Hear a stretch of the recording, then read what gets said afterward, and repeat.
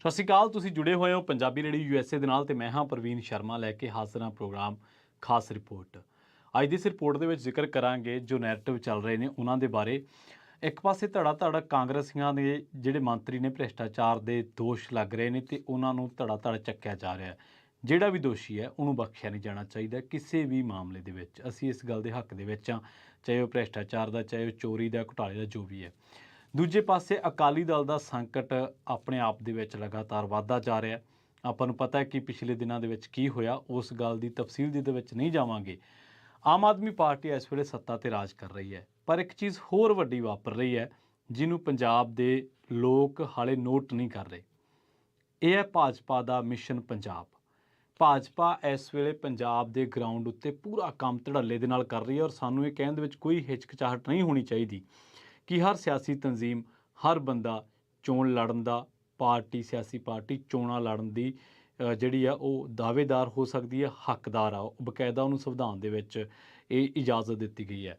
ਪਰ ਭਾਜਪਾ ਦਾ ਜਿਹੜਾ ਏਜੰਡਾ ਹੈ, ਤੁਸੀਂ ਦੇਖੋ ਵੀ ਇਸ ਏਜੰਡੇ ਦੇ ਵਿੱਚ ਉਹਨੂੰ ਪਤਾ ਲੱਗ ਚੁੱਕਿਆ ਵਾ ਕਿ ਜਿਹੜੇ ਪੰਜਾਬ ਦੇ ਲੋਕ ਨੇ, ਖਾਸ ਕਰਕੇ ਦਿਹਾਤੀ ਪੰਜਾਬ, ਉਹ ਸਾਨੂੰ ਹਾਲੇ ਉਸ ਮਾਨ ਦੇ ਨਾਲ ਐਕਸੈਪਟ ਨਹੀਂ ਕਰ ਰਿਹਾ। ਪਰ ਬਾਵਜੂਦ ਇਸ ਦੇ ਉਹ ਕਦੇ ਦਲਿਤ ਭਾਈਚਾਰੇ ਨਾਲ ਨੇੜਤਾ ਵਧਾਉਂਦੇ ਨੇ ਕਿਸੇ ਨਾ ਕਿਸੇ ਰੀਜ਼ਨ ਦੇ ਨਾਲ, ਕਦੇ ਦਿਹਾਤੀ ਪੰਜਾਬ 'ਚ ਜਾਣ ਦੀ ਕੋਸ਼ਿਸ਼ ਕਰਦੇ ਨੇ, ਕਦੇ ਕੁਛ ਕਰਦੇ ਨੇ, ਕਦੇ ਕੁਛ। ਭਾਜਪਾ ਪੰਜਾਬ ਦੇ ਵਿੱਚ ਆ ਕਿਵੇਂ ਰਹੀ ਹੈ? 3 ਸਵਾਲ ਅਹਿਮ ਵੱਡੇ ਨੇ। ਪੰਜਾਬ ਦੇ ਵਿੱਚ ਭਾਜਪਾ ਦਾ ਕਿਹੜਾ ਵੱਡਾ ਸਿਆਸੀ ਪੈਂਤੜਾ, ਇਹ 'ਤੇ ਚਰਚਾ ਕਰਾਂਗੇ। ਉਸ ਤੋਂ ਬਾਅਦ ਪੰਜਾਬ 'ਤੇ ਭਾਜਪਾ ਰਾਜ ਕਿਵੇਂ ਕਰੂਗੀ, ਕਿਵੇਂ ਕਾਂਗਰਸ ਤੇ ਅਕਾਲੀ ਦਲ ਹੋਵੇਗਾ ਹਾਸ਼ੀਏ 'ਤੇ। ਇਹ 3 ਮੇਨ ਪੁਆਇੰਟ ਨੇ। ਸਭ ਤੋਂ ਪਹਿਲਾ ਪੁਆਇੰਟ ਜਿਹੜਾ ਉਹ ਭਾਜਪਾ ਦੀਆਂ ਸਿਆਸੀ ਸਰਗਰਮੀਆਂ ਤੋਂ ਪਤਾ ਲੱਗਦਾ ਹੈ ਕਿ ਉਹ ਪੰਜਾਬ ਦੇ ਉੱਤੇ ਆਉਣ ਵਾਲੇ ਟਾਈਮ ਦੇ ਵਿੱਚ ਰਾਜ ਕਰਨਾ ਚਾਹੁੰਦੇ ਨੇ।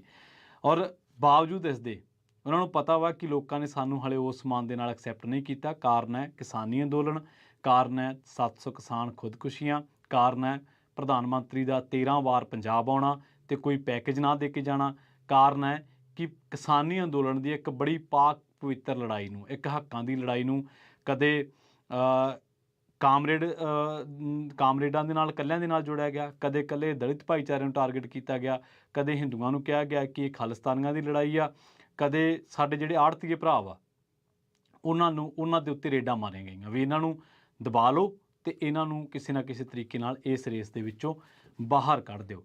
ਅਸਲ ਦੇ ਵਿੱਚ ਹੁਣ ਵੀ ਇਹੀ ਹੋਣਾ ਵਾ, ਵਰਗ ਵੰਡ ਹੋਣੀ ਆ। ਹੁਣ ਪੰਜਾਬ ਦੇ ਵਿੱਚ ਤੁਸੀਂ ਦੇਖੋ ਆਲਰੇਡੀ ਫਿਰਕਾ ਪ੍ਰਸਤੀ 'ਤੇ ਇੱਕ ਡਿਬੇਟ ਚੱਲ ਰਹੀ ਆ।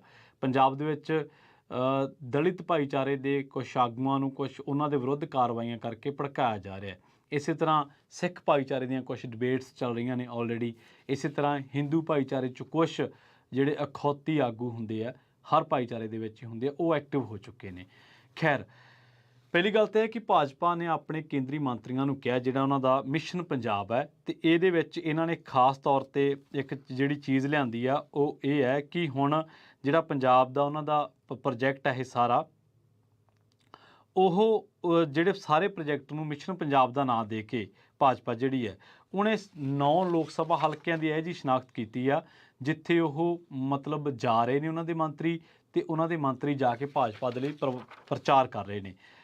ਕੇਂਦਰੀ ਜਿਹੜੇ ਮੰਤਰੀ ਨੇ ਵਜ਼ੀਰ ਮੀਨਾਕਸ਼ੀ ਲੇਖੀ, ਉਹਨਾਂ ਨੇ ਗੁਰਦਾਸਪੁਰ ਦਾ ਦੌਰਾ ਸ਼ੁਰੂ ਕਰਤਾ ਵਾ। ਇੰਚਾਰਜ ਨੇ ਭਾਜਪਾ ਦੇ ਪੰਜਾਬ ਦੇ ਕੇਂਦਰੀ ਮੰਤਰੀ ਗਜੇਂਦਰ ਸ਼ੇਖਾਵਤ 30 ਤੇ 31 ਅਗਸਤ ਨੂੰ ਸ੍ਰੀ ਅਨੰਦਪੁਰ ਸਾਹਿਬ ਲੋਕ ਸਭਾ ਹਲਕੇ ਦਾ ਦੌਰਾ ਕਰਨਗੇ।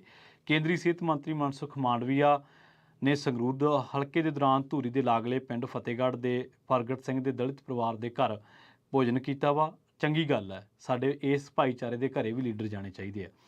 ਹਰਦੀਪ ਪੁਰੀ ਨੇ ਬਠਿੰਡਾ ਦੇ ਲੋਕ ਸਭਾ ਹਲਕੇ ਦੇ ਦੌਰੇ ਦੌਰਾਨ ਦਲਿਤ ਬਸਤੀ ਦੇ ਵਿੱਚ ਭੋਜਨ ਕੀਤਾ ਸੀ। ਇਹਨਾਂ ਨੂੰ ਹਦਾਇਤ ਹੈ ਕਿ ਹਰ ਮਹੀਨੇ ਲੋਕ ਸਭਾ ਹਲਕੇ ਦੇ ਵਿੱਚ 2 ਦਿਨ ਗੁਜ਼ਾਰੋ, 1 ਦਿਨ ਦਲਿਤ ਪਰਿਵਾਰ ਦੇ ਨਾਲ ਤੁਸੀਂ ਭੋਜਨ ਜ਼ਰੂਰ ਕਰਨਾ ਅਤੇ ਇੱਕ ਪੱਕੇ ਤੌਰ 'ਤੇ ਤੁਸੀਂ ਗੁਰਦੁਆਰਾ ਸਾਹਿਬ ਦੇ ਵਿੱਚ ਨਤਮਸਤਕ ਹੋਣਾ। ਖਾਸ ਤੌਰ 'ਤੇ ਵੀ ਕਿਹਾ ਗਿਆ ਹੈ ਕਿ ਜਿਹੜੀਆਂ ਸਟੇਜਾਂ ਨੇ ਉੱਥੇ ਸਿੱਖ ਚਿਹਰਿਆਂ ਨੂੰ ਅੱਗੇ ਕੀਤਾ ਜਾਵੇ।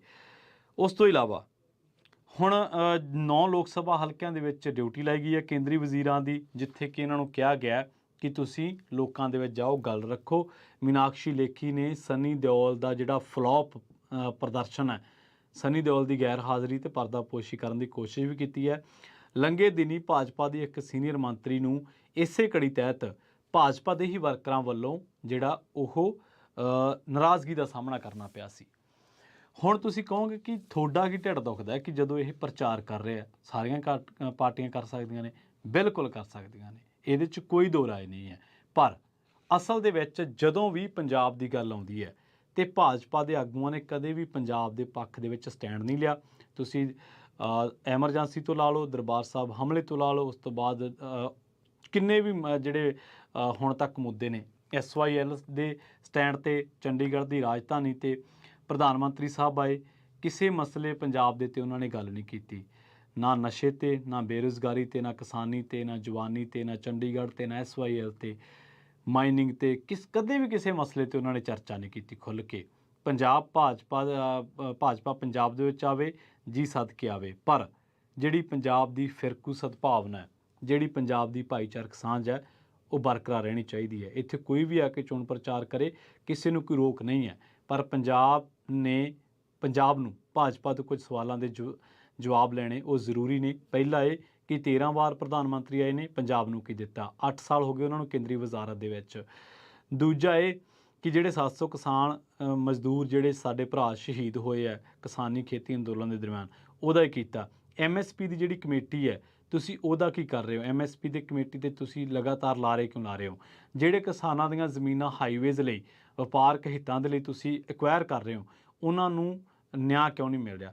ਤੀਜਾ ਇਹ ਕਿ ਸਿੱਖ ਭਾਈਚਾਰੇ ਦੇ ਜਿਹੜੇ ਪੰਥਕ ਮਸਲੇ ਨੇ, ਉਹਨਾਂ ਦੇ ਉੱਤੇ ਤੁਹਾਡਾ ਕੀ ਸਟੈਂਡ ਆ ਕਿ ਤੁਸੀਂ ਉਹਨਾਂ ਨੂੰ ਜੋ ਉਹਨਾਂ ਦਾ ਬਣਦਾ ਮਾਣ ਸਨਮਾਨ ਕਹਿ ਲਓ, ਜਾਂ ਜੋ ਉਹਨਾਂ ਦੇ ਦੋਸ਼ ਨੇ, ਕਿ ਤੁਸੀਂ ਉਹਨਾਂ ਦੇ ਉੱਤੇ ਆਪਦੀ ਸਥਿਤੀ ਕਲੀਅਰ ਕਰੋਗੇ ਕਦੇ?